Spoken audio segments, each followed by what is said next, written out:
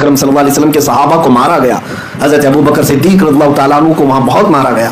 کیا کیا تکلیفیں اٹھائی. 3 سال مکہ میں حضور نے ایسے گزارے جس میں پورے مکہ والوں نے سوشل بائیکاٹ کیا تھا. کیسا سوشل بائیکاٹ کہ حضور اکرم صلی اللہ علیہ وسلم کے اور ان کے خاندان کے ساتھ نہ کوئی کلام کرتا، نہ کوئی خرید و فروخت، نہ کوئی دعوت، کچھ نہیں.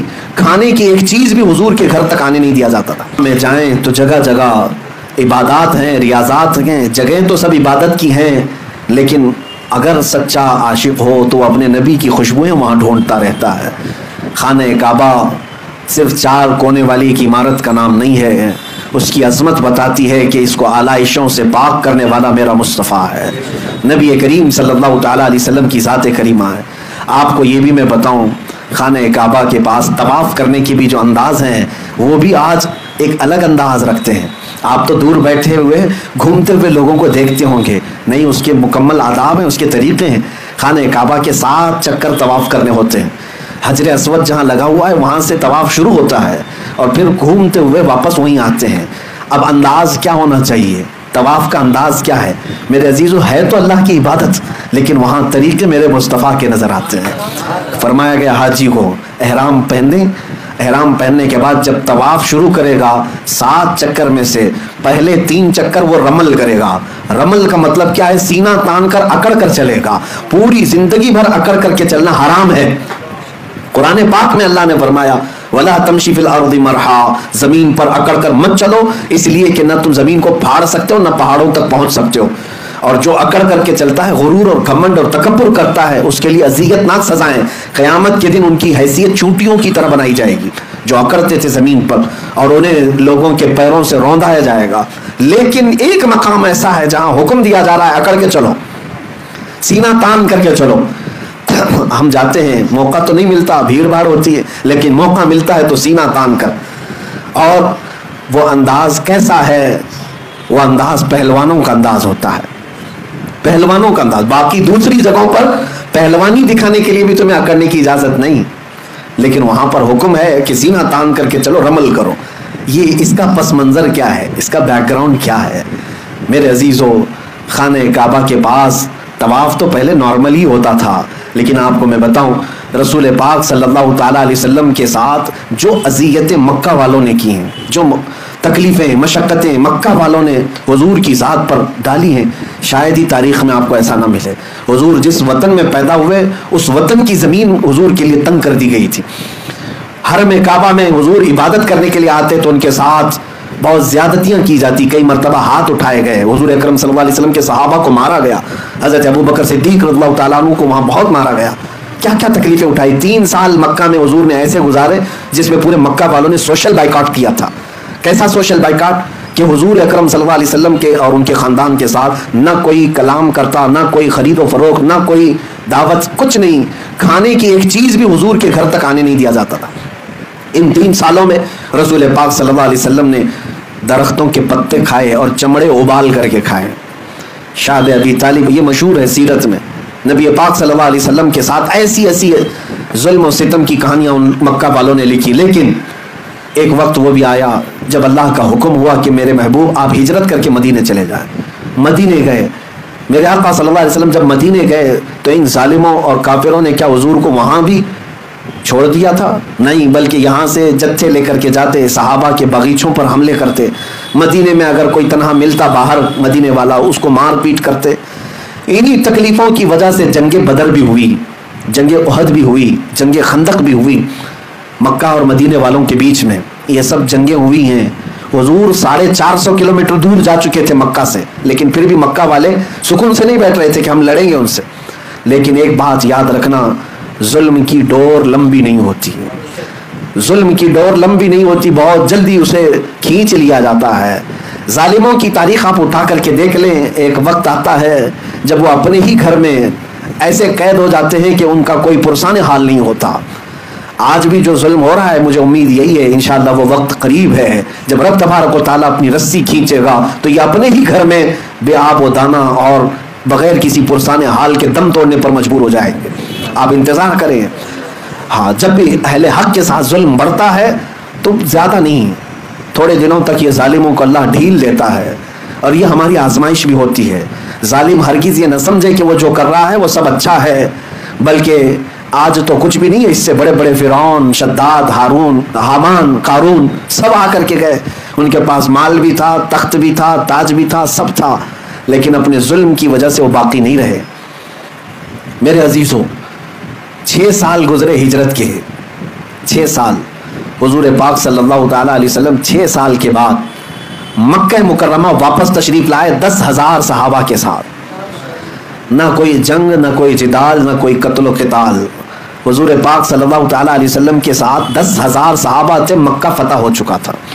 وہ مکہ والے جو ہمیشہ لڑ رہے تھے جماعت جماعت بنا کر کے، وہ بیچارے ٹکڑوں میں بدل گئے، سب میں آپس میں نفرت پیدا ہو گئی، خاندانوں میں درار، اور حضور پاک صلی اللہ علیہ وسلم کی اس جماعت کا مقابلہ کرنے کی سکت بھی نہیں رکھتے تھے۔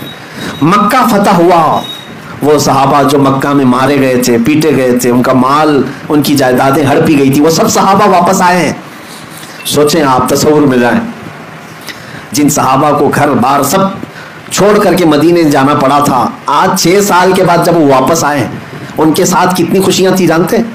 ایک تو اپنا وطن، ایک تو اپنا آبائی گھر مل رہا ہے، اپنی وہی پہچانی ہوئی زمین، اس پر پلس یہ ہے کہ خانہ کعبہ آج کھلا ہوا مل رہا ہے، جہاں پر آنے پہ ان پر پابندی تھی آج ان کے ہاتھوں میں ہے، اذان یہ دے سکتے ہیں، نماز یہ پڑھ سکتے ہیں۔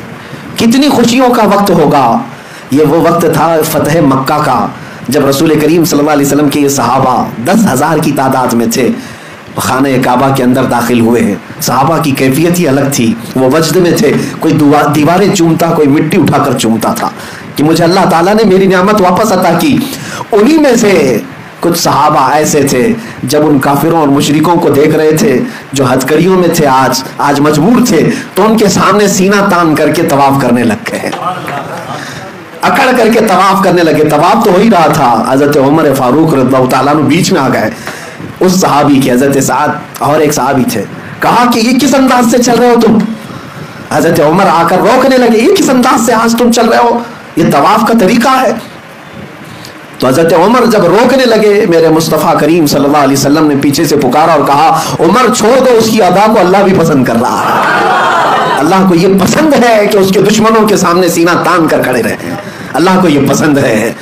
اللہ تعالی ہمیں ہمیشہ دشمنوں کے سامنے اسی طرح سے زندہ رکھے۔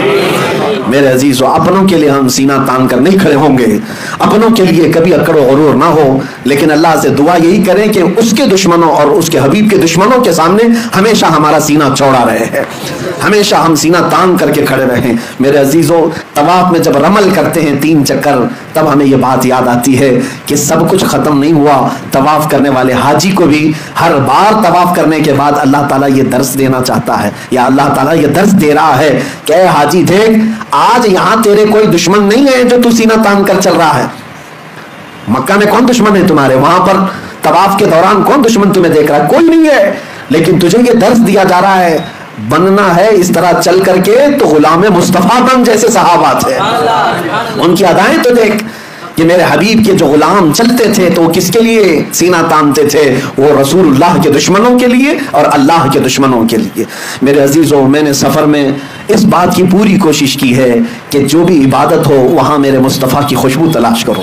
نیت یہی تھی کہ جاؤں حج پر تو اللہ تبارک و تعالیٰ ہر جگہ میرے مصطفیٰ کی یاد ہمارے سینے میں ہمیشہ رکھے، اور اللہ کا فضل اور کرم ایسا ہوا میں جتنا بھی شکر کروں کم ہے۔ میں آپ کو میں بتاؤں، ہم جو حج کے لیے اس سال گئے تھے، اس سال کی بات کر رہا ہوں، بدھ کے دن مینا جانا ہوتا ہے۔ اس سال ہم جو گئے بدھ کے دن مینا گئے، جمعرات کے دن، بدھ کی رات ختم ہو گئی تھی، جمعرات کو ہم مینا میں قیام کیے، 5 وقت کی نمازیں جمعرات کے دن مینا میں نماز پڑھنی تھی۔ توجہ چاہ رہا ہوں، جمعرات کو ہم کہاں گئے؟ مینا میں 5 وقت کی نمازیں پڑھے، اور جمعہ کو ہم عرفات کے میدان میں تھے۔ عرفات کے میدان میں جمعہ کے دن ظہر اور عصر ملا کر کے پڑھی جاتی ہے، اور پھر سورج غروب ہونے کے بعد جمعہ کی جو رات آتی ہے، یعنی سنیچر کی رات، وہ مزدلفہ میں قیام کیے، اور اس کے بعد سنیچر کی جو صبح تھی اس دن کنکریاں مارنے ہوتا ہے بڑے شیطان کو، ایک ہی शैतान को। 7 कंकरियां सनीचर के दिन मारे और उसके बाद सनीचर के दिन ही कुर्बानी किया। सनीचर के दिन ही हमने अपने बाल मुंडाए और सनीचर के दिन ही खाने काबा का तवाफ किया। अब आपको मैं बताऊं, जुमेरात के दिन मिना में, जुम्मा के दिन अरफात में और सनीचर के दिन ये सारे अरकान हुए। हदीसें उठा करके मैं पढ़ रहा था, हुजूर पाक सल्लल्लाहु अलैहि वसल्लम का हज कैसा था। मेरे आका सल्लल्लाहु ताला अलैहि वसल्लम ने अपना जो आखिरी हज फरमाया, सहाबा रिवायत करते हैं कि अल्लाह के नबी का जो आखिरी हज था, हुजूर पाक जुमेरात के दिन मिना में मौजूद थे और जुम्मा के दिन मेरे आका अरफात के मैदान में थे। और वो आखिरी खुतबा जो हुजूर ने अता फरमाया पूरी उम्मत के लिए, वो अरफात के मैदान में जुम्मा के दिन था।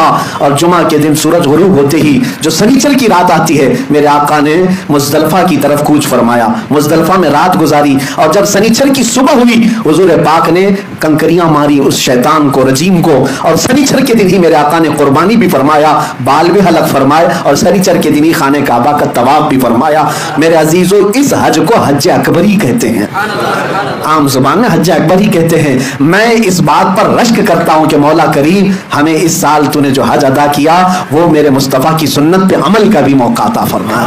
हज तो हज है, किसी भी दिन करें, जब भी वो हज आए, हज का दिन जब भी आए। लेकिन जब ये मैच हो जाए तो आशिकों की बात ही कुछ और होती है। वो दिन जब आते हैं तो याद आती है कि आज भी जुमा है, आज अरफात का दिन है और आज ही का वो दिन था जब मेरे मुस्तफ़ा अरफात के मैदान से खुतबा दे रहे थे। मेरे अजीज़ो, हज अल्लाह की इबादत ज़रूर है, लेकिन मेरे मुस्तफ़ा की यादों में बसी हुई है, हुजूर की यादों में और खुशबुओं में बसा हुआ वहां पर माहौल है।